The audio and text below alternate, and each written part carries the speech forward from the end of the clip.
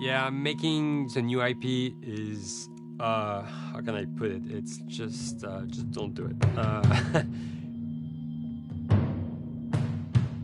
It's insane. I mean, it's a very difficult process. You have more questions than you have answers, especially when you come from like you've been making Uncharted 1 and Uncharted 2, just kind of like now like things are going, you just kind of like good momentum, and then suddenly that momentum like just drops, it stops.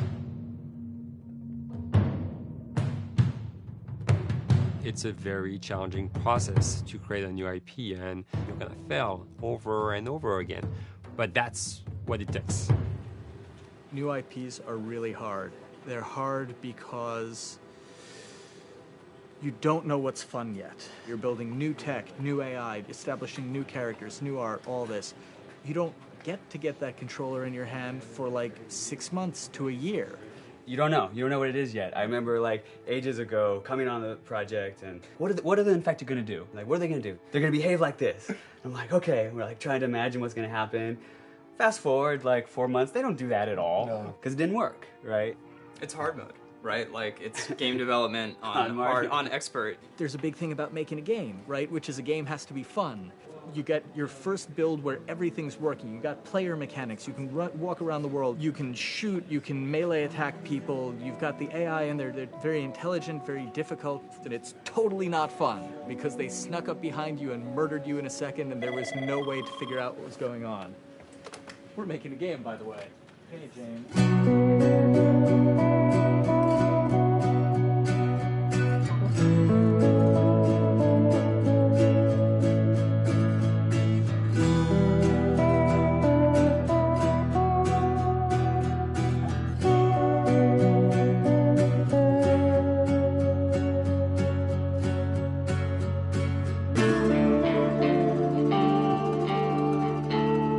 The company has grown quite a bit since I started. I think I was the 12th employee or something back when we got started, but we've tried to stay true to those smaller studio roots. I've been here for 16 years. There's just no reason to leave. I just like the environment here. It's very non-corporate. I think the way we work on Naughty Dog is kind of special because we don't really like hierarchy or bureaucracy, and no one is really just a manager here. Naughty Dog has a very flat structure. We pretty much all report to the co-presidents and the game directors. I always tell people when we hire them, just like, my job is going to be able to trust you. And that's what I want. I want just to give you something and you go with it, and I know it's going to get done. We believe in iteration, we believe in collaboration, and we believe in the people making the game working directly with each other. When we have designers and artists, animators all mixed up, anybody that's working on the same tasks, the same characters, the same areas, put them next to each other so they can communicate a lot better. We don't have a lot of meetings because if you need something to get done, you just walk over and you talk, and then you go back to your desk and you finish it up.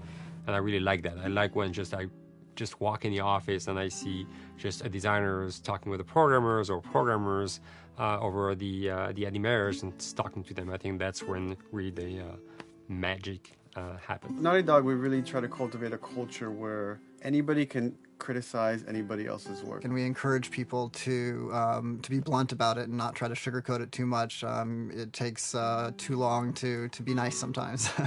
It's not personal. It's based on more like how can we make a better game. We want everybody to have a voice. We want to cut out all the bullshit if we can, making sure that people are making decisions not based on ego, but what is going to benefit the game. When you see that people trust your opinion and that they value it, it's such a great feeling. You really feel like you're working as a team on a collaborative effort. We want to sort of remember where we came from and you know why we were successful then, and try to continue that success now. We make games. That's what we like to do. Back when Uncharted 2 wrapped up and we decided that we were going to build the second team and create a new project, we kicked around a lot of ideas. One of the very earliest ideas was to go back to Jak and Daxter.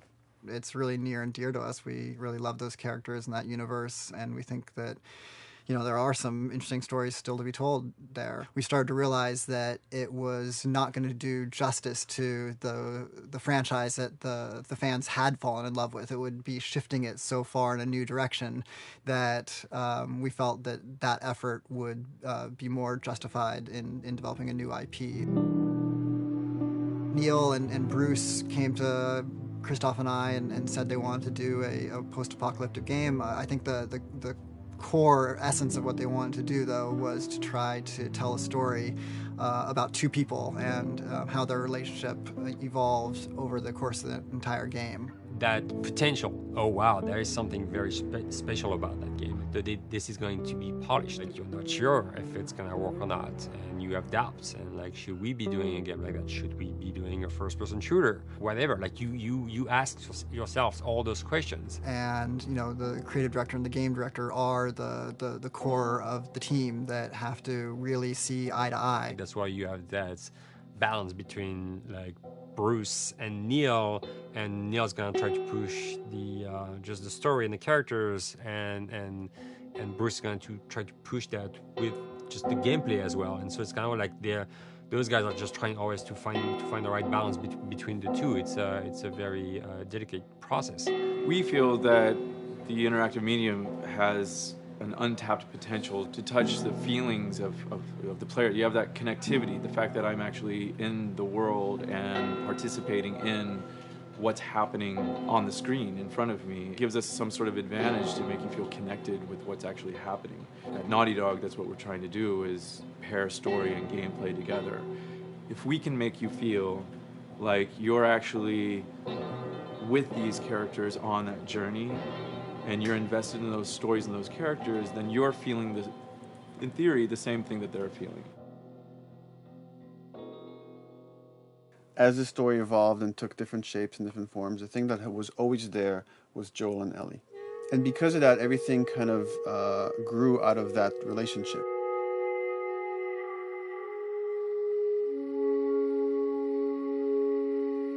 We've seen kind of that role of the anti-hero change, especially over the last 3 to 5 years, to where before it was like, the thick-neck mercenary kind of guy. For this game specifically, for this story, we needed something new.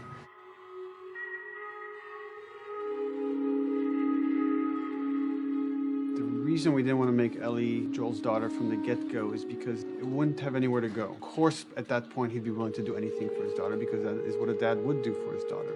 They didn't even know each other at the beginning of the story. Then we start from scratch. It's almost like the player has the same relationship to Ellie as Joel does. And we could take our time to build that relationship between these characters. And if we do it right, then the player will be feeling that same growth that Joel does. And we're kind of mirroring that emotional relationship between the two.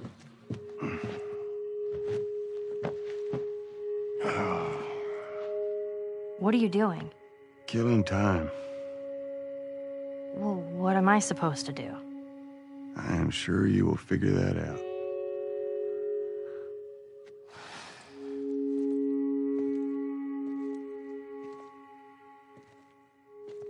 Your watch is broken. It's exciting that Neil wrote something like this, where he's like, I don't want to make the stereotypical characters. I want to make real people in this crazy situation and these forced to make decisions that are really tough. Like, what would we be like in those situations?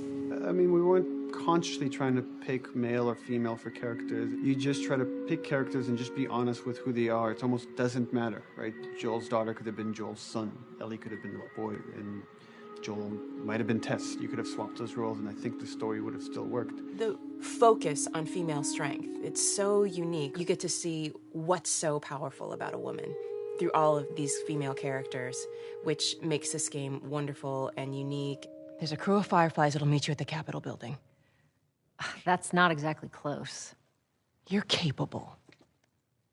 You hand her off, come back, the weapons are yours. Double what Robert sold me. Speaking of which, where are they? Back in our camp. We're not smuggling shit until I see them. I want Joel to watch over her. Whoa, I don't think that's the I'm not best Ellie. idea. Him.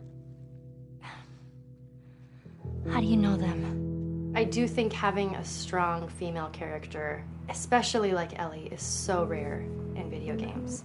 And as a gamer, and more specifically a female gamer, it's frustrating to me because I'll see sort of the stereotypical female character where she's amazingly beautiful and huge boobs, and she's there to be either the love interest or just because they're like, well, we need to throw a chick in here.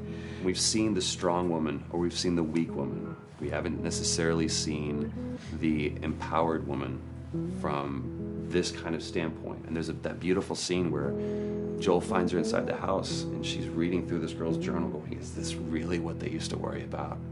What shirt do I wear and what boy am I going to go out with? You know, and to be met with those first world problems that we deal with every day and go, how trivial is all of this? I think it's going to resonate a lot, not just with, you know, a female audience, but with a male audience as well. The thing that was intriguing to me after the fact is knowing that we're kind of creating a female action hero in a way, and this is her origin story with Ellie. To sort of be such a strong female character that is completely normal looking, regular t-shirt and jeans, and she's 14 and she is still a total badass, is really exciting to be part of that. There's so few non-sexualized women in video games, especially in the main role, that we were kind of proud that we were creating one. It's very complex, and without the players knowing it, she becomes the protagonist by the end of the story. And that's why she's in the front of the box, and that's why we've been promoting the two of them together so much. Who's there? It is a dual protagonist game, and yeah, I guess I get nervous to think about it in that way.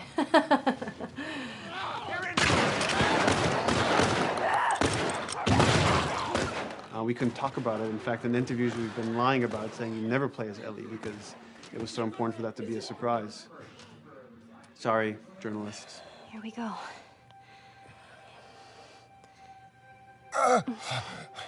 Sorry.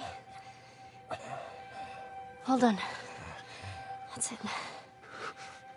The tone of the game was set pretty early on that we knew that we wanted to make a really grounded story. We knew that we wanted to make the player feel the sense of tension and dread and go through the same emotional roller coaster that Joel and Ellie were going through. One of the things we kind of struggled with is to say, well, if we want to really ground this world and make it so like realistic, maybe we shouldn't have anything that could be perceived as a monster. Maybe like by just having an infection that just killed people, and it's all about humans and how they deal with this post-apocalyptic society and how different people decide to survive. Maybe that would be enough. And what we realize is because we're making an action game, a lot of the storytelling happens on the joystick. And once we remove the infected, it's like all of a sudden now we can't tell the story through gameplay of what happened to the world. And that's where we kind of went back and kind of brought the infected back in, because it lets you see, once you're fighting them, the threat that people had to deal with, that otherwise would just be very cerebral and people could talk about it, but you couldn't necessarily experience it yourself. In a novel, that might work. In a game for us, specifically an action game, it didn't work. And from there, when we start kicking around those ideas, and we're just like, what would be cool just to play? The early inception for it really came from a BBC video we saw called Planet Earth, where they were talking about a cordyceps fungus. This cordyceps fungus gets inside of the brain and controls these ants, and mandibles start chomping, they grow up to higher areas, cordyceps fungus sprouts out, and then it germinates. And essentially uses them to spread its infection and take over whole colonies, sometimes wiping them out. As soon as we saw it, we were intrigued by the idea of, what if it jumped to humans?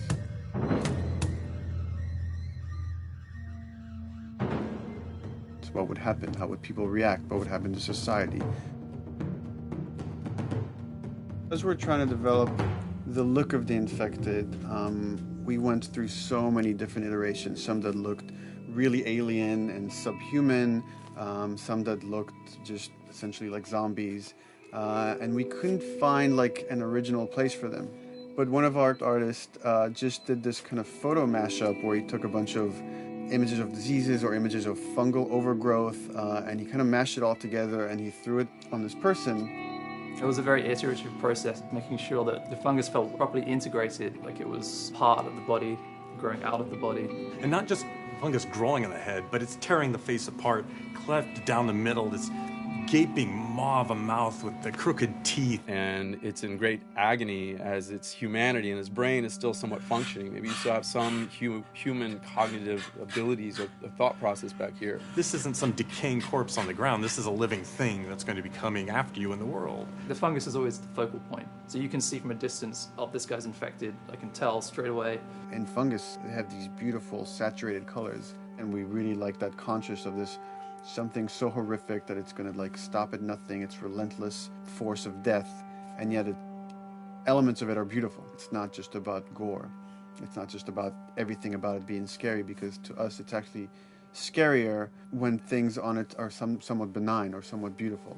It was evident that we were onto something that was quite a bit different and something that we hadn't really seen before, which was eerily human but very disturbing. And it seemed so creepy and so unique that right away we gravitated towards it, and it's like, this is our base infected. Everything should kind of come out of this look.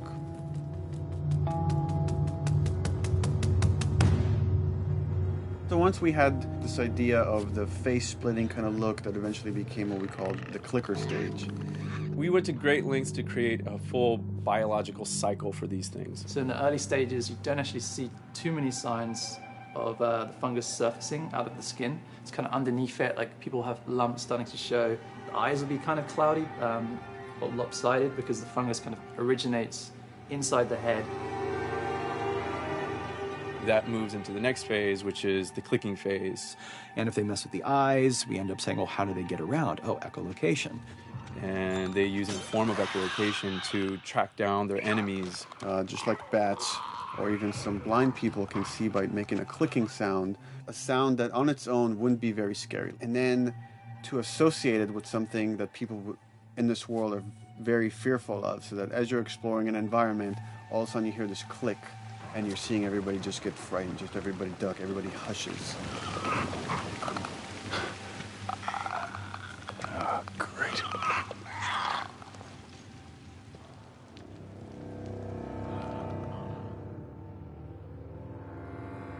The bloater is the most severe of the stages. So large pieces of the body has been replaced by these kind of fungal plates. The fungus completely takes over the body and blooms. They're kind of covered in things that have been growing on them. Things like moss and like little life on life kind of.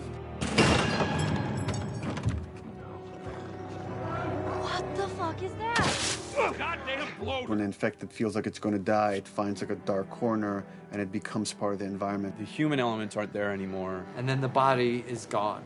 They lay down and sprout and then spew spores. And if people can breathe those spores, they become infected as well. It all had to kind of make sense of how each stage flowed from one to the other.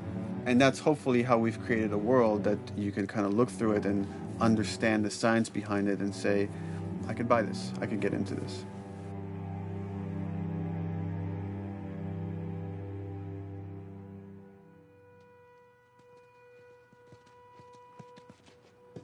Mandatory evacuation. Evacuate to where? What do you think? Quarantine zone. See, some places got a heads up before the infection showed up. Most didn't. Over the course of Joel and Ellie's journey through this game across America, you find all these different societies, all these different enclaves, and you get to see how do they deal with the infected.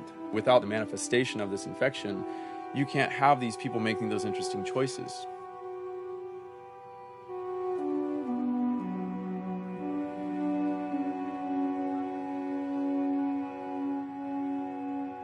The world we decided was actually its own character, really grounded with a lot of texture. What happens, after 20 years of the fall of man, when no one's taking care of anything? This book called The World Without Us describes in detail how much fighting on a day-to-day basis we have to do to keep nature back. And once you stop doing that, how quickly nature can reclaim that. As they talk about New York and how every day they pump water out of the subway system. That system breaks down. Within 2 days, a whole city is flooded. And once water gets introduced, then structures collapse pretty quickly. Trees will sprout, and wind will carry those seeds over, and gutters get clogged. And then when it rains, water fills up, and then pretty soon you have vegetation growing over there. And once you have vegetation, concrete breaks pretty easily for when there's a tree and roots breaking through that. Even some of the stuff we did on Uncharted, exploration of how temples were ruined.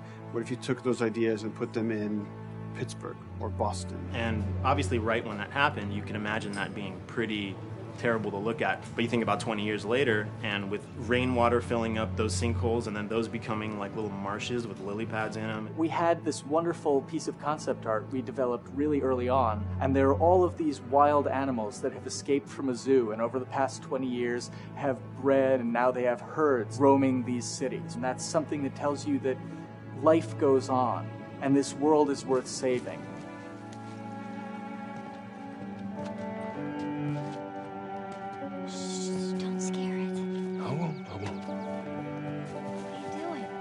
There's something really pretty about nature reclaiming its domain once we are gone. So fucking cool. We have another level of OCD, of the logic goes into some of these environments. Water damage seeps into them, that creates some little moss growing on the floor, or a tree radiates energy from its base, and that over time starts to melt the snow around it. And that's the reason why you'd see those like rings of leaves showing through in the snow. That gives it that extra, believability. This is pitch art. I'll try to start with an idea that conveys sort of the feel of the environment. Something like this, very brushstrokey, very painterly. You can see not a lot of detail, just energy and conveying a mood. This is sort of just a conversation starter, and then this would be more of an actual space. So you start talking about, is this too tight of a space right here? Would the player even fit through there? Do we even want to include water? Those are conversations you start having a little bit later. And then it usually needs several more passes back and forth in order to be tightened up to be the experience that you would see in the final product. So, dude, I was actually trying to figure out right here, there should probably be some dead foliage. It might be cool to see some of the dead stuff around the edges of the green, or like even spilling out into the street. Maybe what we do is, in some of these areas, we use it as like a transition from the actual concrete to the side of the building, so like they're almost sitting on top of a bed of dead foliage, like that really rich kind of like orangey brown color. Sienna or something would be nice. Something real cheddary. That's how you know you're done. The end product often ends up being stronger because that bouncing back off somebody else gives you a result that maybe you wouldn't have even thought of in the first place. All right, here's the bridge. That's our way out of here. As far as concept art goes, definitely the ultimate goal is just helping everybody as much as possible. Me and the background artist will work together. I'll often just go to them because they've got like a really, really good like visual imagination. At some point, you came in almost like flat on.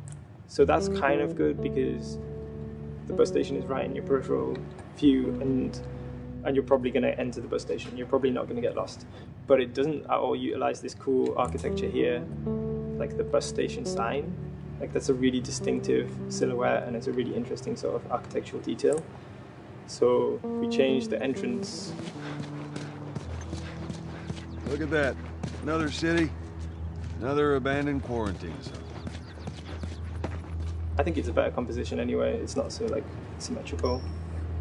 And I think that was done so that this sign read better. If you didn't see the word bus on it, you might not know it's a bus station. So I think that helps. Everything we're doing in the environments is relating back to what you should be feeling in the story or what's happening to these characters. So is that everything you hoped for? Jury's still out. But man, can't deny that view. Come on, this way. When we first came up with Ellie and Joel, we had this idea in our heads of who they would be, but we didn't necessarily know the voice. It took us a while to find our Joel, but for Ellie, I think Ashley was the second or third candidate to walk in, and right away we knew. Yeah, you know Why what? are you so scared all of a sudden? Because I'm a coward, okay? So just get your shit and let's get out of here. Damn it. I'm not like her, you know. What? You think I'm gonna end up like your daughter? The way she delivered the lines, the way she just embodied that character, is like, that's Ellie, there's no question about it. I saw the character artwork and I related to her a lot. I mean, she's kind of a tomboy and she's kind of tough, and I mean, obviously I'm not 14, and I think that's the main difference between the two of us. I read the scenes and I was like, I need to play this part. You want to be my hero? Forget the whole bit about saving my life. Buy me a stack of these bad boys instead. Where'd you get that? Back at Bill's. I mean, all this stuff was just lying around. And then once we had her, we said, okay, well, we're going to do another round. And we're going to have Ashley this time in the casting sessions. The chemistry of these two characters was imperative to get right. Troy was a really interesting casting for Joel because when you see Troy, he doesn't look like Joel at all. You know, he's so handsome and he had like, you know, the frosty hair and totally looked like Final Fantasy. And so... I'm like, yeah, I don't know. He's like this tall, pretty... It didn't seem right. I walked into the room fully aware that I was the youngest person that they were seeing for this role. There was a line that was in the audition side that says that Joel has few moral lines left to cross. And so that became the anchor point to the character. But then as soon as he spoke and he had the grit in his voice, warm, yet kind of dangerous. And his movement is just like you bought into it. Why are you so scared all of a sudden? Because I'm a big coward, okay? Now pack up your shit and let's go. God damn it. I'm not her, you know. What? You think I'm gonna end up like your daughter? Lily, you are treading on some very thin ice right now. It was Ellie and Joel. After he read, it was just like, that was it. I've done some video games in the past, but to be handed the mantle of a franchise like this was a pretty big honor. Is she alive? She's alive. She's David's newest pet. Ah! Where? In the town. She's in the town. You mark it on the map. It better be the same exact spot your buddy points to. Neil pulled me aside one day, and he said, I have some ideas. And as you're well aware, Neil is a little twisted. He came up with this character, and, you know, I just jumped at it. It was such a departure from everything I've done here for Naughty Dog, to say the least. Name's David. This here's my friend James. We're from a larger group.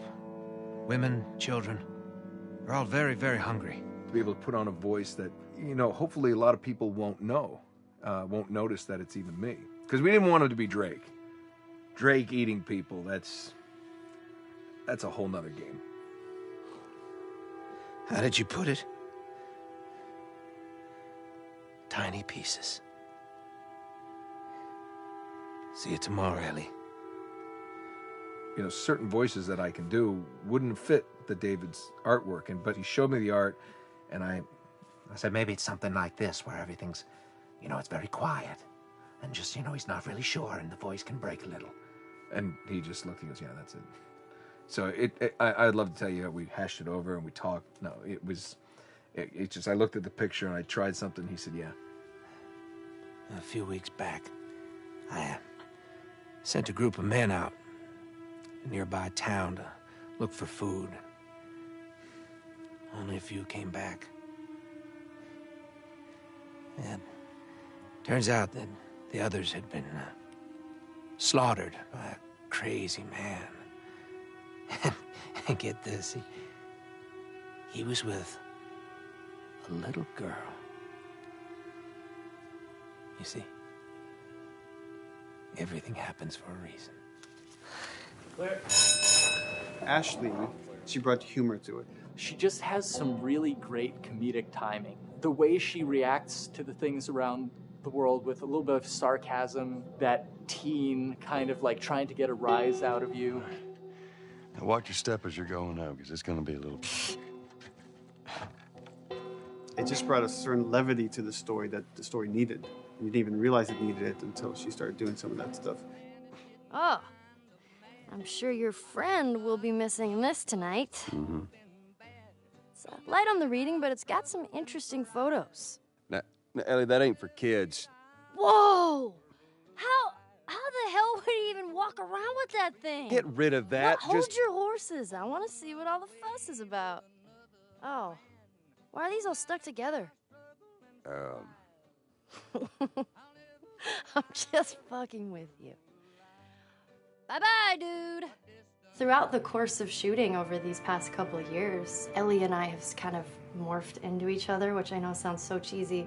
Neil always asks, he's like, well, what would you do in this situation? I think the most important thing that Ashley brought is a sense of capability to Ellie's character that wasn't there in the beginning. The very first thing we shot involved her being pulled out of a car and attacked, and Joel is supposed to go save her. It was written that Ellie sort of was just kind of watching on the side, just waiting till he was done, and I was a little frustrated because I was like, well, if this were real life, I would do something. We did a couple takes, and at some point she walked up to me and she said, I feel like I'd hit him. So we added in a part, like, right there off the bat, she's not just this damsel in distress. Right there, she wanted to fight back from her very first day of shooting. We didn't have it right initially. She needs to be more capable than initially we thought she would be, and actually that made us go back and rethink combat and rethink a lot of the areas in the game, and now she was going to take a much more active part.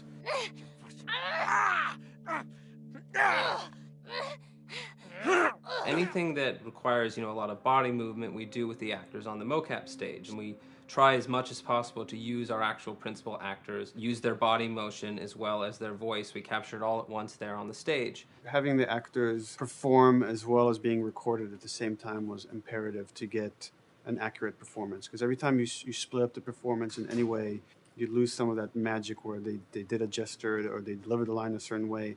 And those things have to be in sync, or there's just something subconscious that's like off-putting about the performance when you don't do it that way. You are treading on some mighty thin ice here. I'm sorry about your daughter, Joel, but I have lost people too. You have no idea what loss is. Everyone I have cared for has either died or left me. Everyone fucking except for you. So don't tell me that I would be safer with someone else, because the truth is I would just be more scared.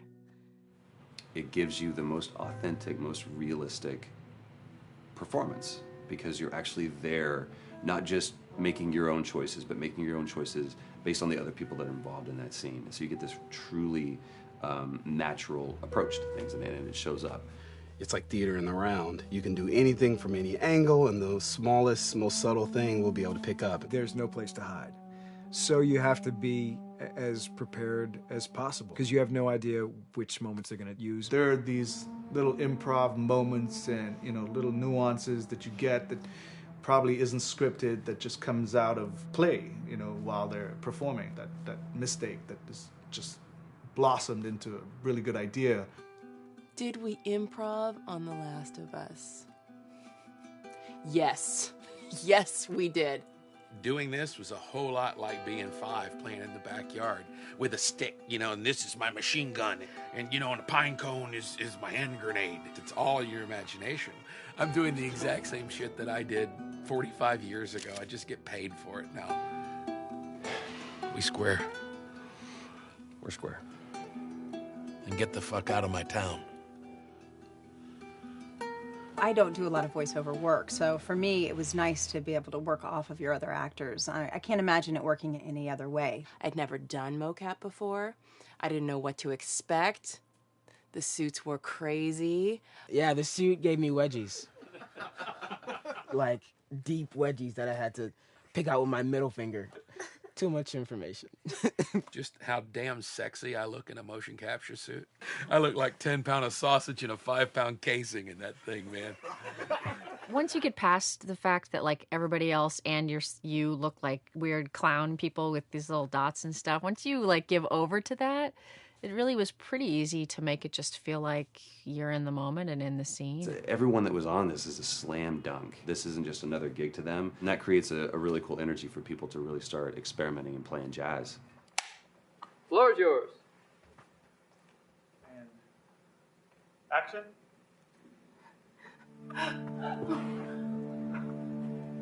Hey! Oh, let her go! Don't worry, this is fixable. But I can't come with you. Well, then I'm staying. Ellie, I want Joel to watch over her. Oh, no. Bullshit, I'm Ellie. going with him. I could just take her to the North Tunnel and wait for me there. Jesus Christ. Just cargo, Joel. How do you know them?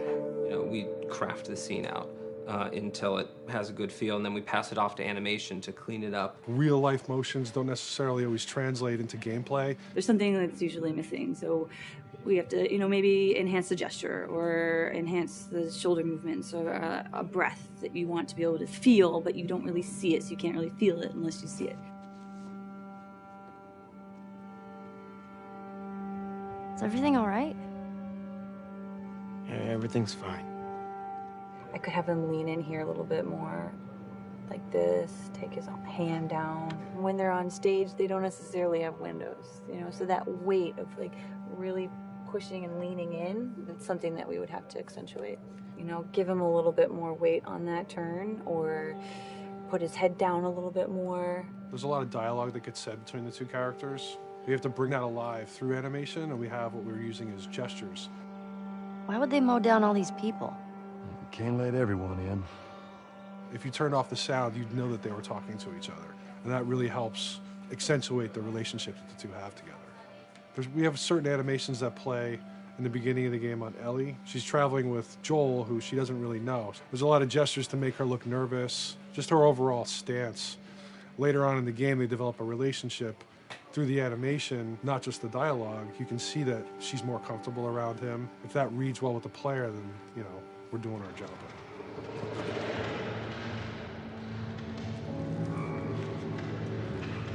We want her to look scared. When she gets a gun, we want her to look scared of the gun.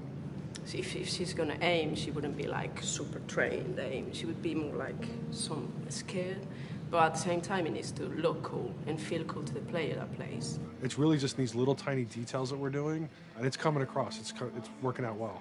We don't do facial capture, we don't track eye movements on stage, it's just the motion capture data. Everything that you see on the faces is hand-keyed. As you can see, this is all of her mocap data.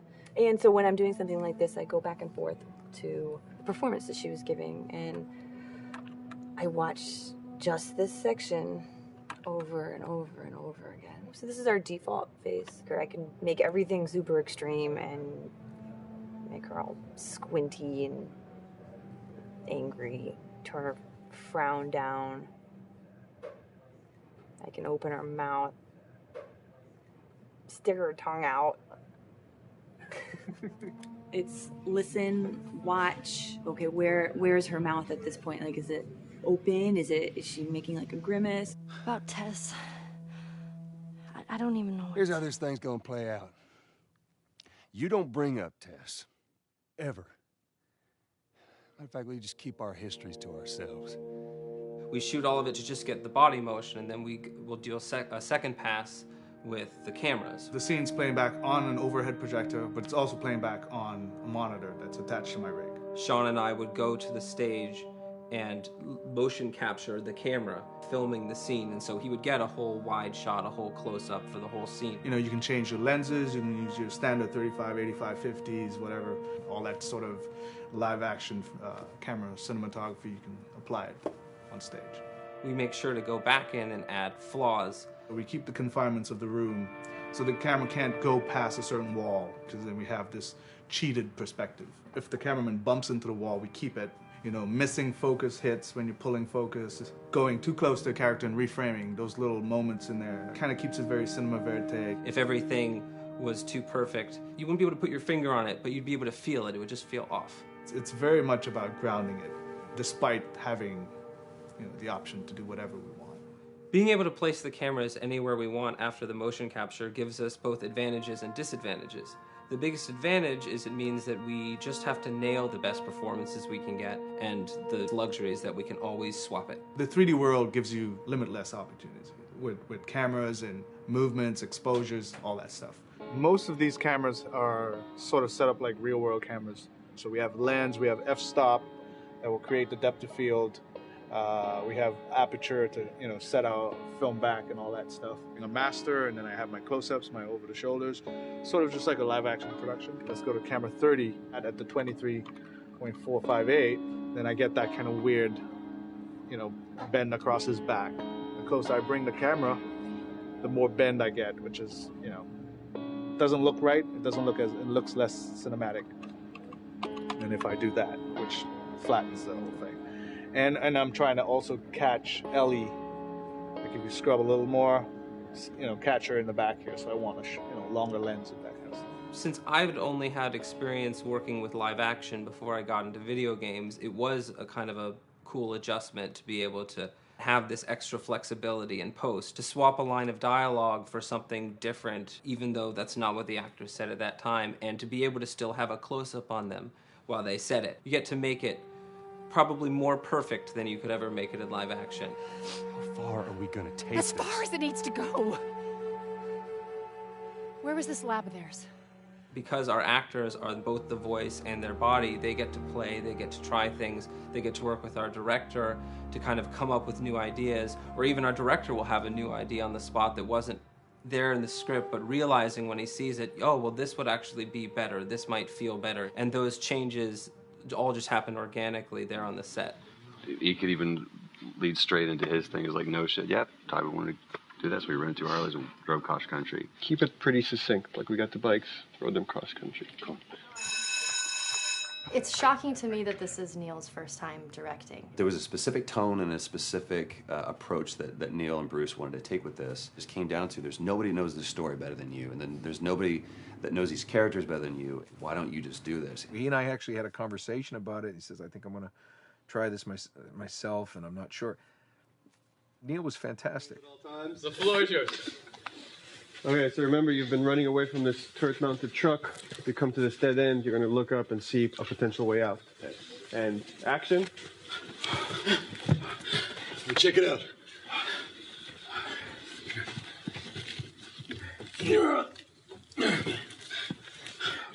I mean, his writing is honest, and it's dangerous, and it's natural. And I love his economy of words. He doesn't hit everything on the nose, so it leaves it open for you to interpret and bring some nuances and things like that. The entire process is collaborative, but really it's led by Neil's willingness to change and flow and decide something doesn't work, fix it right there in the moment. And it is something that's very foreign to the way that TV and film is done now, where everything has been micromanaged by the time you get it to the table read, and no one wants you to change anything, and everything's very precious and has been rewritten with notes from 20 people in suits, and you can't do that just anywhere in entertainment these days. Yeah, I want to make sure. I think I swung too far over to this way, and now it's a little bit of making jokes about it, and I need to bring it back to center a little bit. There's one scene in the game where we see Joel not as a ruthless survivor, but as a father. I knew from the very beginning that he was going to lose his daughter, and I just told Neil, I was like, when that day comes for us to shoot that, I need a heads up. About a week before, he said, it's time. We're going to do that scene. I was like, okay. Because I knew that I was going to have to go to this place that you don't really want to go to as an actor. You want to find some aspect of reality that you can empathetically draw from, Troy and I were both kind of just like walking around for a while and just kind of getting into the zone. And well, my grandpa died when I was 8. He was like my dad, and so that's always what I use to get into that place. I started recalling all those memories and starting pulling up all those feelings, and they're just right underneath the surface. When I walked back in, everyone realized that something was different. They kind of calmed down, You could feel the energy just like drop a little bit more. It was brutal. I lose my shit. I mean, just completely break down. Don't do this, please, God, no. Oh, God, no.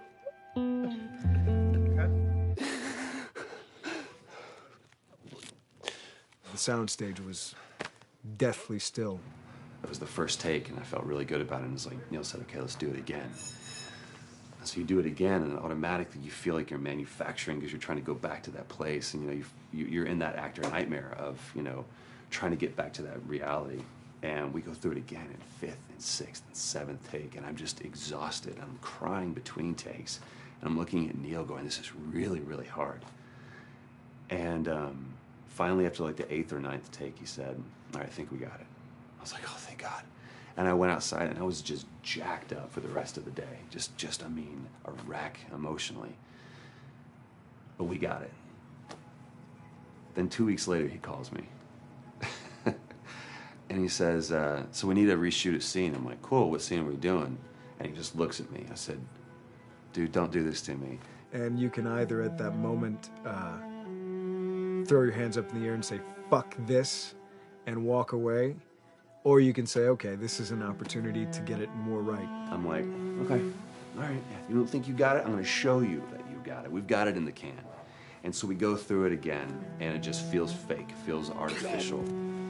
And Neil goes, go through it again. We start doing it again, and I'm getting madder and madder with each take. And finally, about the fourth take, Neil comes over to me, and I love him so much. He goes, so I'm picking up on some resistance. I was like, you're damn right you're picking up on some resistance. We've got this in the can already, and we're just wasting our time, and we're wasting all this effort and energy. And then he started talking me through the scene. And he was like, what I need you to do is I need you to just strip yourself of all these ideas, and I need you to hit this beat, and this beat, and this beat, and this beat, which just makes it sound so mechanical, and it's such an emotional scene.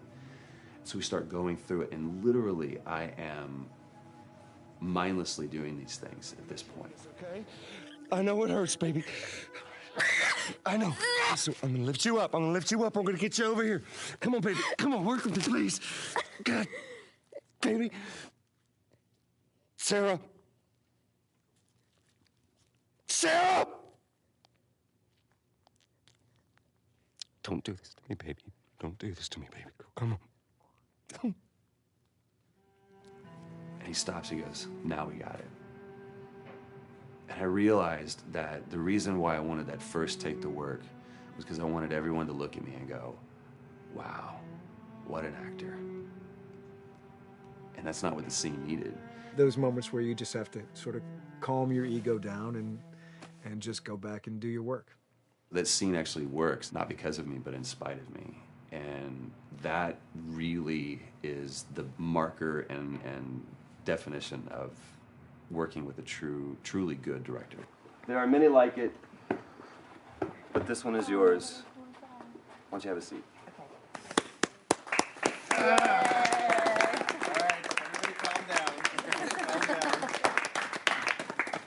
Thanks, guys. The director's chair.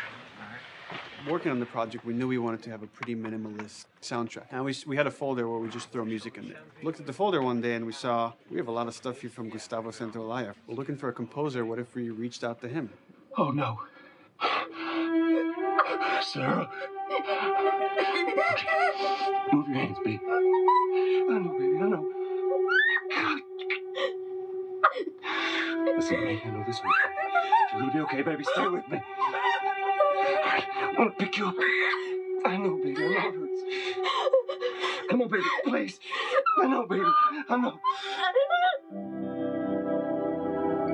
Sarah. Baby.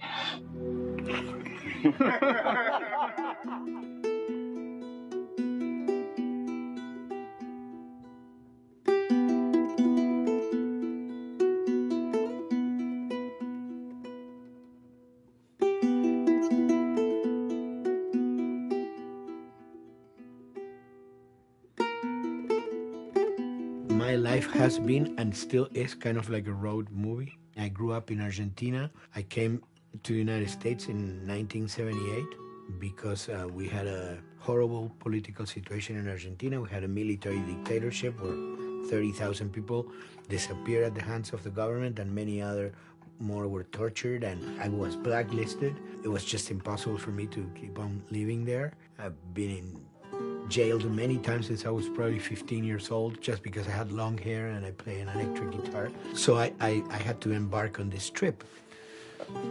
I can relate to that kind of need of movement and going to the next place and the next place and the next step.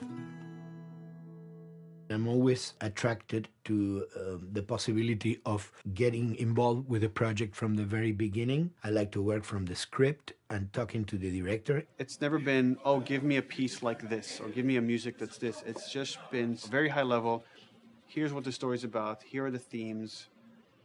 Go write some stuff. Since I don't know how to really read or write music, the way I produce music is actually recording it. So I like to come early in the projects, and I did in The Last of Us.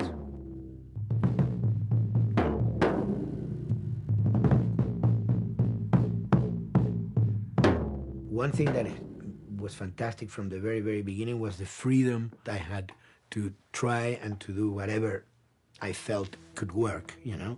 As the story was still being written, you could listen to this piece of music and just get a sense of where this needs to go tonally, because the music was still inspiring the story. So that was the great thing of having the music written so far in advance. You know, at the beginning, I mean, I was going really out with some things, and sometimes some of those things were the ones that they liked the most, you know? So I really felt very motivated to work, and I enjoyed immensely working. It was this very organic back and forth experience where one element was inspiring the other and vice versa. I needed to go into some more dark places, more textural and not necessarily melodic.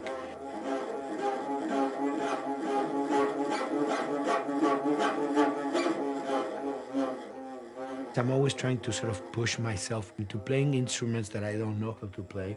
There's an element of danger and innocence. Lennon once said, you know, give me a tuba and I will be able to do something. I'm an artist. I should be able to do something. I like to put myself in that situation.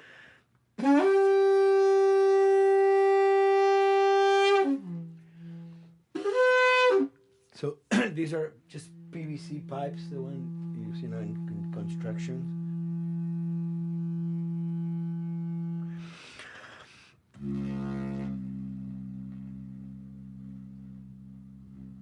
Or instruments that I know, kind of twist them. From the concept of the prepared piano, you know, I mean, I've worked with prepared guitar to stick things into the guitar and things like that. And also in The Last of Us in particular, I work with a detuned guitar. So I really tune the guitar extremely low. And the result is, you know, strings that are very loose and will produce not only sound, but produce noise.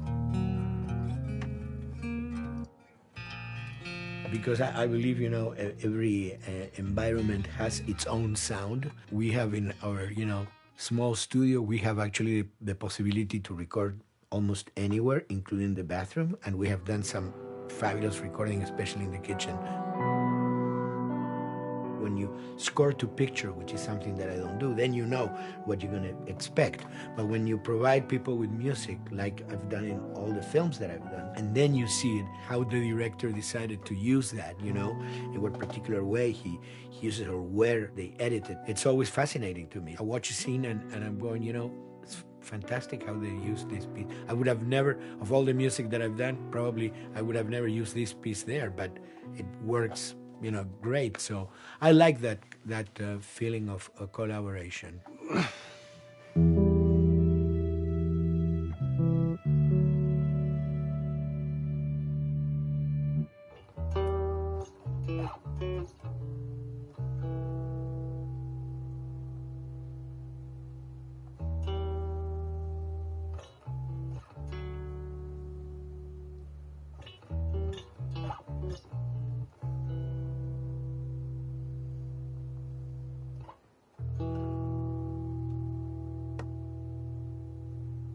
I think, you know, the guys also that work in programming and adapting that music to the game, they should share a lot of the credit for the end result. In the beginning, there was silence. Yes.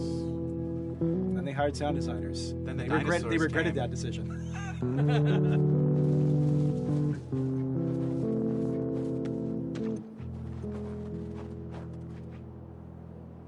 Hold it steady. Ha! Got you! In a much quieter environment like that, we really had to fill out the soundscape with much more natural sounds, much more detailed, delicate sounds. The tension comes from the lack of sound, in a way. Your brain is thrown off because where I expect to hear buses and crowds, all of a sudden I hear wind and leaves rustling. Again, it's creepy and beautiful at the same time because it's almost like I'm going on a hike, but I'm in a downtown area.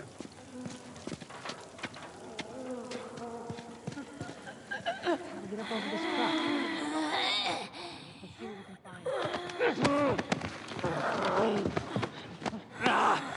To Neil, I mean, we were going through the iterations, so he just did not want, like, yells and screeches and what he called kind of witchy qualities, Right. the cackling witch. He didn't want anything like that. It was a little bit of a head scratcher to figure out, okay, how do we make it sound human but not human? Yeah.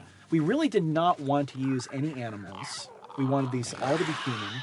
Derek and I basically decided to hire a couple of voice actors who did some interesting work vocally to see if they could come up with something.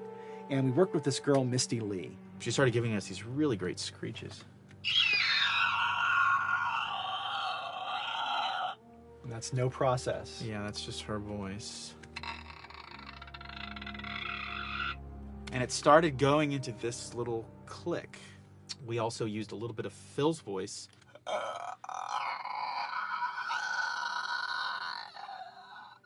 We'd combine that also with an occasional, Derek. That's just me, moving my tongue. And what that kind of did was it sort of grounded it all, like maybe in the mouth area, the wetness, all that kind of stuff. And it adds a nice texture, actually. This is a composite of all the bits I just told you about.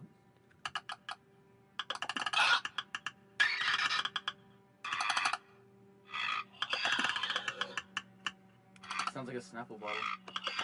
Oh, the lid? Like the lid, yeah. That's a good idea. Fuck, where were you guys months ago? Why didn't we think of that? Why did we think of that?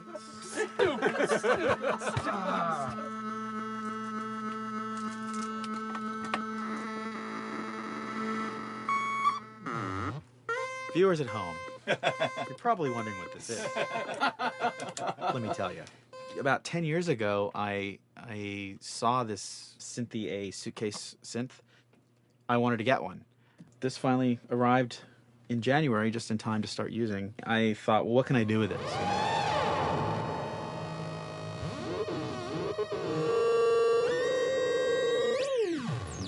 In Lakeside, there's a whiteout that happens, and this thing has a noise generator, which gives really convincing wind sound.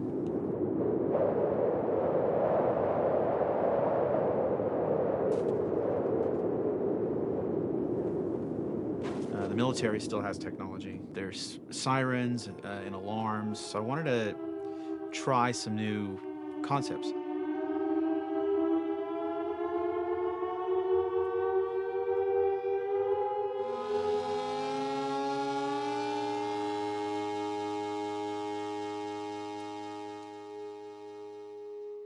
Man, What?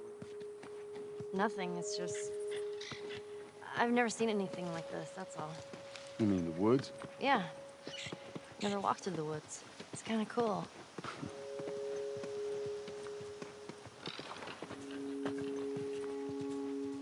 We consciously take in consideration lighting in the beginning. Most of the game, we don't really have any real man-made light sources, so everything is naturally lit. In the past, we could use a lot of artificial light, but in a world that has no electricity. We have to hide most of the time, and that requires getting very close to certain assets. Just stay back.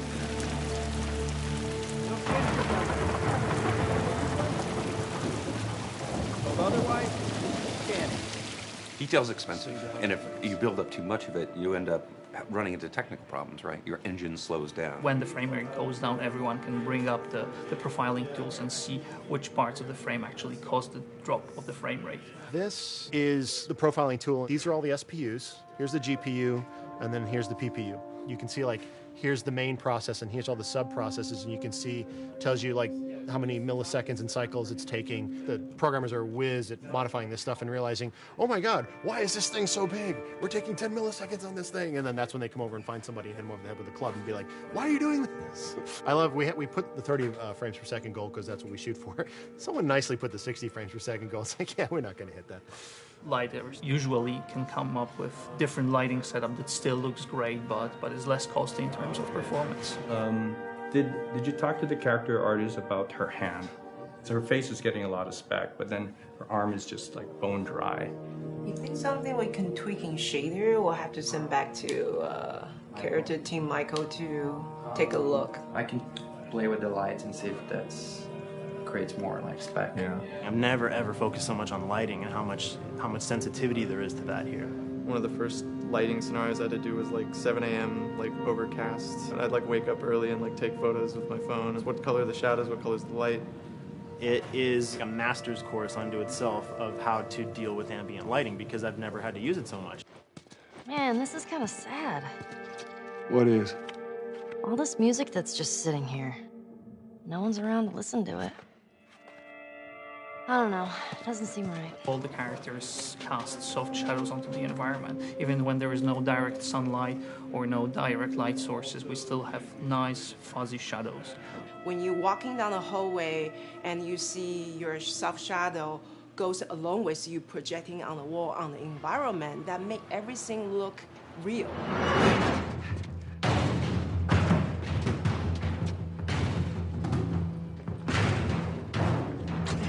Follow me through here. Okay. The flashlight brought a whole new spin on it. So some of the environments end up being really, really dark, and you need the flashlight to get around. Give me a hand.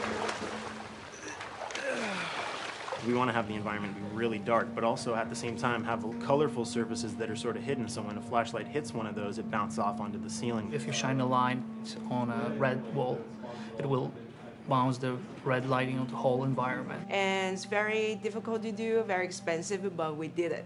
Everything should have a bounce lighting. Otherwise, the world is gonna feel dry and unrealistic.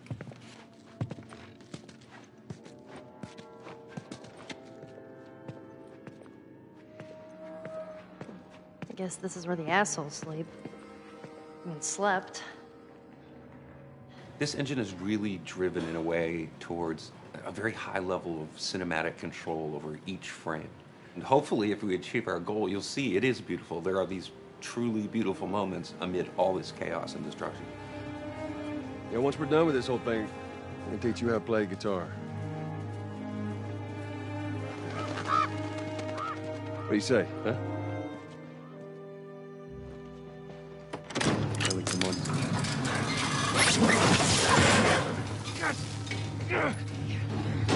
I got you. Damn it, Bill. What just happened? One of Bill's stupid traps. There, that fridge, it looks like that's a counterweight. Okay. The story really dictates sort of the arc of the overall pacing.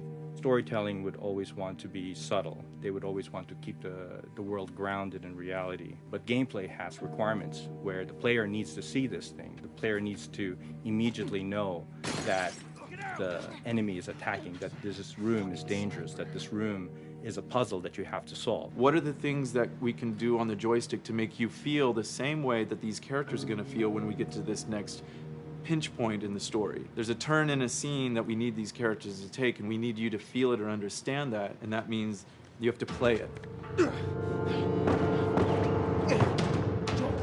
Sailed! Oh, thank God. Gotta keep running. Doorway, over there. Run!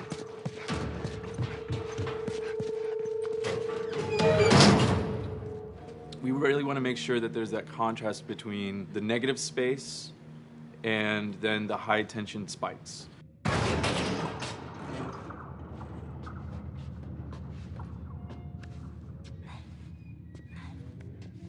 A lot of times we won't play music, or we'll play very minimal music just to let you know kind of the state, whether you're still in stealth or combat has broken out. Hearing someone's footsteps or hearing a person breathing on the other side of the door has so much tension to it. You hear that? Shh, quiet.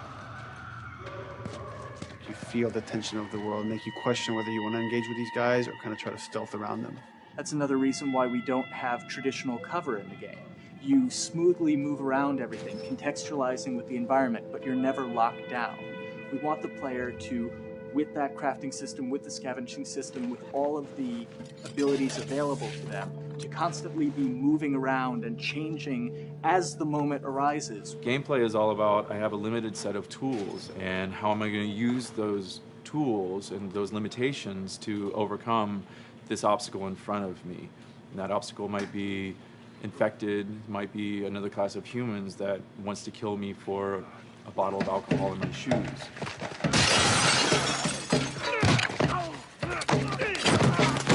It was important for us that we don't underplay the violence, because then the threat doesn't seem as real.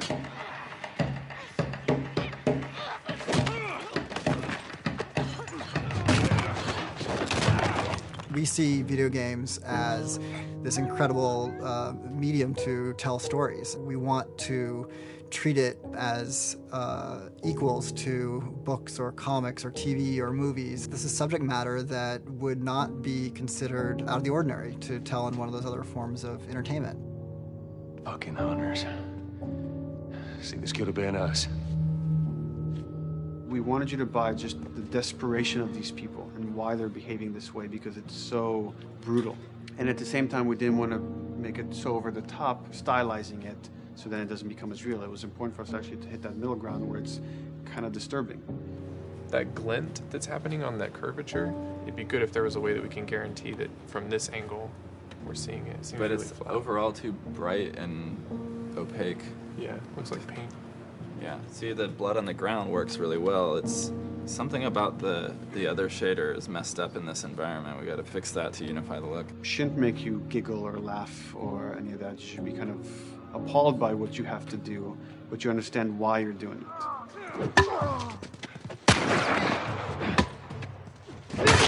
You want to feel each hit. You want to feel each concussive strike. Lives are at stake. You want a death animation to have impactful performance, not just have a guy keel over in a ragdoll.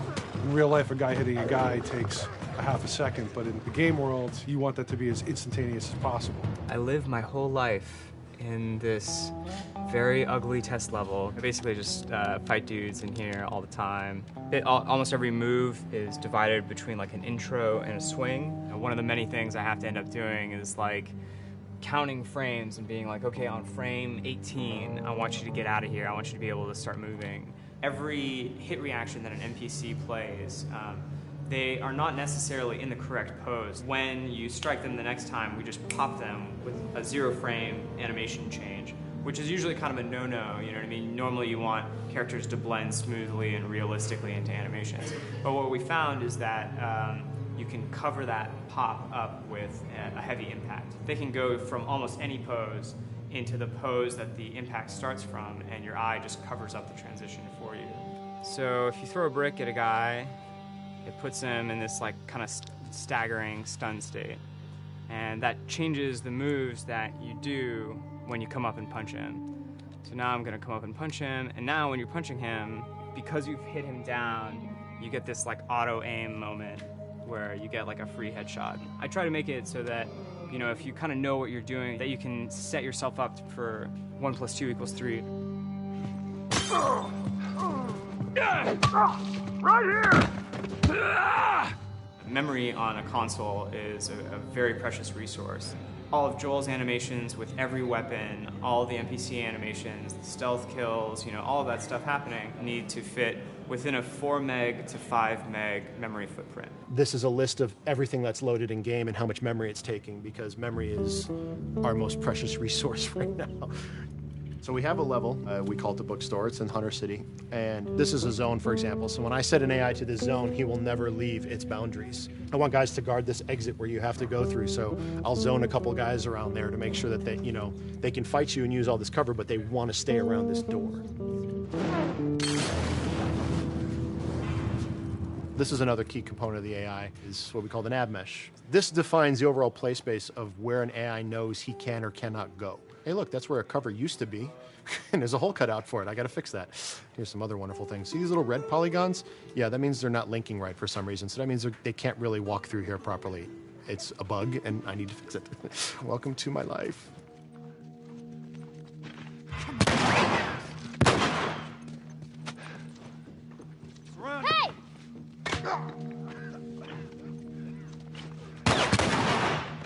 If you look at a lot of games, NPCs are usually only alive for, you know, a few seconds before the player ends up shooting them and then they're dead. We want our guys to be much more dangerous and much more threatening, which means they have to be alive for longer. They need to exist in the world for longer, which means you as the player can witness them acting out their behaviors for longer.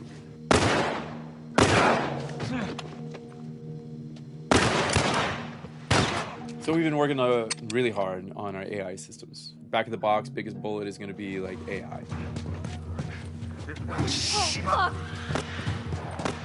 So we tried a number of different prototypes with the buddies, including having Ellie be super independent of you. She would try to flank the enemies, get behind them, or get between you and them. And a lot of times those decisions should surprise you, just like a real person, a real character would surprise you. And we discovered after many different prototypes, the best thing for her to do generally is to stay very near you.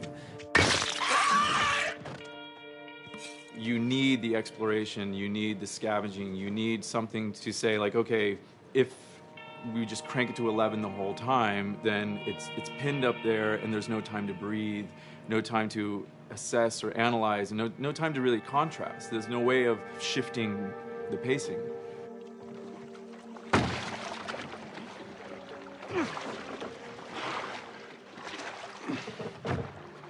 Puzzles are really weird, especially like Naughty Dog puzzles. I think they're very simple and satisfying.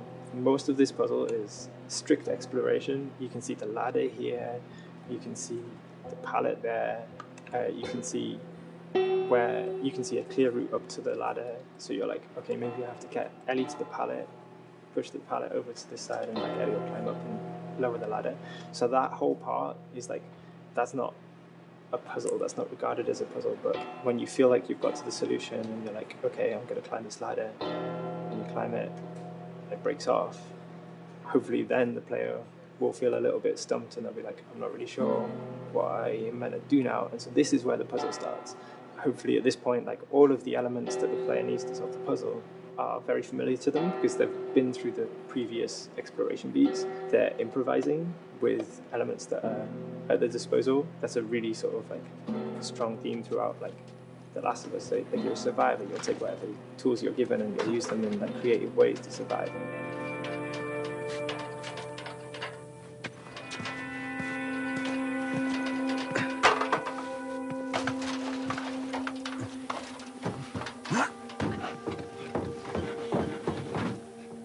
We set out to create something kind of new to Naughty Dog, this crafting system. Our lead designer, Jacob Minkoff, he got this book of like the survivalist handbook and homemade munitions and all sorts of funny stuff. Just start reading about, okay, if I was just wandering around in a collapsed society, this world, what stuff that seems like I could find? Alcohol and sugar, you know, if you want to make a smoke bomb. It's difficult to balance the right amount of resources against what you think the player's going to need and making sure that the player feels like they're getting just enough to survive, but not too much that they feel like they're a powerhouse.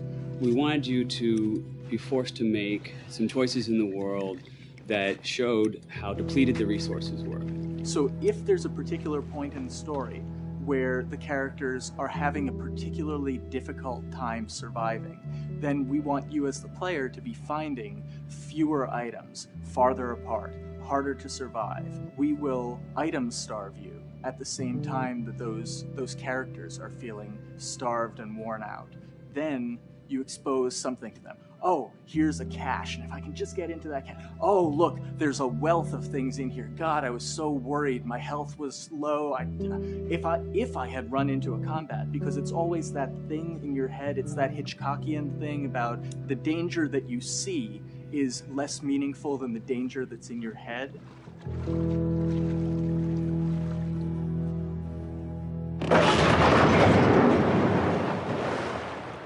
When we're designing the levels, you know, it's nice to have the stuff that we know people are going to encounter. You know, we kind of call this some of the critical path stuff. These are the things that 9 out of 10 players are going to find. They're right in the way. It's where you have to go. And then whenever designing a level, you want to have that little nook and cranny, right? You want to reward the player being like, oh, you went over here. And then you also want to have that other second nook and cranny.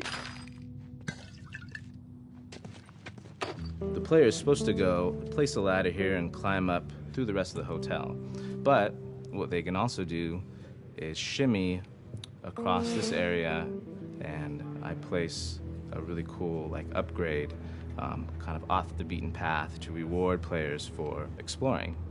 So if they come all the way over here, they're going to get this really cool training manual. It's a funny little bit of trivia. The HUD system, not the menus, not like when you hit start and stuff, but the actual HUD system where you see the reticles and stuff, was literally created for an E3 demo early in Uncharted 1, and that's been our HUD system, the foundation of our HUD system for the last 4 games. First time in Naughty Dog's history, we hired Alex.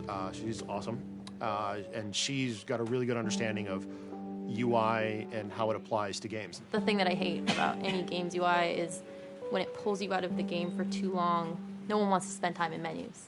Nobody loves UI, if we're being honest. Like, weapon slotting has probably gone through more iterations than any other system. The stuff that we finally ended up implementing, you press select, you get into this menu, then you D-pad left and right through the slots, and then D-pad up and down will change the weapon, and then just, you don't have to press X or anything, you just select out of it. When you're still, like Joel is here, that's fine, but then as soon as you get into an actual situation, so I'm gonna go over here and cause some trouble. Okay, so here they come, oh god. All right, so now I'm out of ammo. Now I need to like get back in that menu. I have to like run away from them, get into the menu, get out of it. And it ends up feeling like super clunky. Like again, okay, I'm out of ammo again. Get out of here. I need to take out one of my other long guns. And now Bill's in trouble. Bill's in trouble over here. And I've got to like I'm in a menu now and it's like, oh shit, whoever designed this UI is so bad. Like, what were they thinking? Bill's gonna die. In theory, it worked, but then in practice, it felt a little clunky. We wanted it to be the absolute minimum amount of button presses. You don't say to yourself, oh, I'm never going to be able to do this in time, so I'm just going to give up. I'll die, I'll restart, let me try again. You want to always make the player feel that there is a way to survive. They can just do this fast enough. And like what's gonna go in now, if you just left, right, D-pad through this stuff, you swap out your guns, like between long gun and short gun. If you're now on this gun and you were to hold X to pick your gun. So it all happens within the same system that you're using to slot the weapons. The first iteration that I did on that was awful. It just took way too long to get in. It was just a mess. QA was so upset at me like all the time. I'm sure they hate me now because of that system.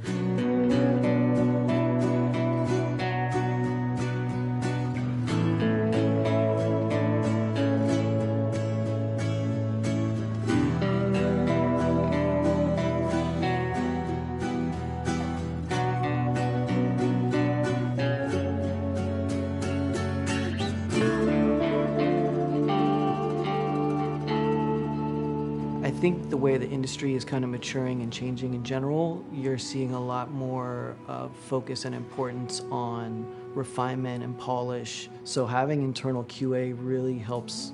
The industry is kind of changing from QA being this like tighten up the graphics on level 3 bro kind of vibe to like really being a more technical, mental investigative job. On the publisher side, it's more reactive towards the code being delivered in a stable, controlled environment. Whereas on the developer side, especially at Naughty Dog, we are going beneath the art and the design. We're given enough weight where we can go up to somebody and be like, look, you have to fix this. Why? Come over, I'll show you. That kind of feedback, I would love to be able to say like, that was us, but it gets so diffused throughout the iteration process that you're just kind of like adding your I guess like genes into the gene pool and then just seeing what happens, you know what I mean?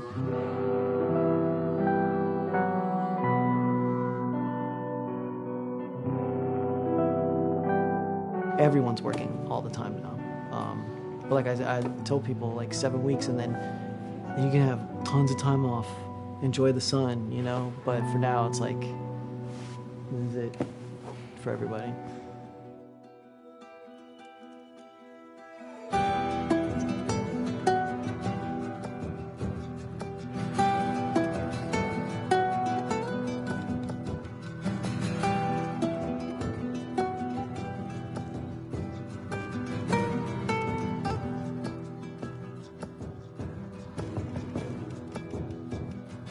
Crunching is been is part of making games. I feel it's human nature, right? If I'm gonna have a guest at home that's gonna come for a couple of weeks, I'm probably gonna clean their room just the day before they arrive, right? And I think it's the same thing. It's just like everything comes together at the end. I personally enjoy crunch. I think you get this like absolute laser focus because it has to come together. There's a camaraderie that also comes There's a together. camaraderie, totally, yeah. The vibe is everywhere. You know what I mean? Everyone's kind of like giving it 150% at this point. We're getting there, right? You start to get these glimmers, and I don't think anyone who doesn't make games realizes how late in the process you get those glimmers. 1 week before we shipped that press demo, we're all like, this kind of sucks. What's going on here? It's like, we need to dig down and find this. And in 1 week, the fun came together. Like you're shooting at a guy and then somebody flanks you and you hit him and you avoid the other guy who's shooting you and then you flank and go behind cover and you're like, oh, that 5 seconds in that 15-hour game was really, really fun. How do we make that 5 seconds happen thousands more times? My favorite video game is making video games. It is as challenging and as complex and as interesting. If we had to like try all the things that didn't work, what's hard about Crunch? It's like marching through that swamp of it not working. I mean, nothing's ever really final because you can always make something better. Always. So we're constantly changing and constantly reiterating and trying to make it better and better and better pretty much until we ship. As an artist, you're never really happy with your work. You could be given like 100 years to work on something. You'll still find things to nitpick and things to fix. Yeah, you can work on the game for 10 years and you'll still be crunching at the end. So it's like, okay. All of a sudden, it's like getting ready one morning in the shower, and I was just like, oh yeah, I'm about to ship another title, and this is going to be a really good title. And it gets you excited, and you're like, all right. Do I think the game's gonna be good? Yeah, it's gonna be awesome. I think it was good a little while ago, and now we're gonna make it extra kind of good. amazing. Yeah. What it will take to get there in these next 5 weeks is gonna be a lot. I'm excited. I have faith. Every time we're shipping a game, it's terrifying. You just hope for the best. You don't know, right? I mean, like, people have different opinions. We have to go with our guts, and I trust the team just to pull it off. This, hands down, is the hardest, most challenging thing I've ever done. We sweat a lot, and we worked a lot, and we all went home tired, you know? But I think that's what's, you're gonna see that on the screen. I think that's gonna pay off. Ellie? Ellie? What? The ladder. Come on. Right. After David, Ellie's visibly distant. You could have done a cutscene to show, hey, you're being very distant, and she's not responding, but to also do that in gameplay to where it's something that you've done just countless times throughout the game with, you know, let me boost you up here, get the ladder, bring it down so we can do this systemic thing, and the character responds with that, and you have to actually go over to her and go, hey, come on, the ladder, we've done this, let's do this. It's a subtle choice. Like Bruce and I talked from the beginning, is like we have these mechanics, how can we exploit them in a narrative sense? And that's one of those opportunities. I just think it's incredible that happens in game. It's not a cinematic, you know. It's something that adds weight to that controller when they're playing. Wow, so good! Let's go eat. Let's go eat.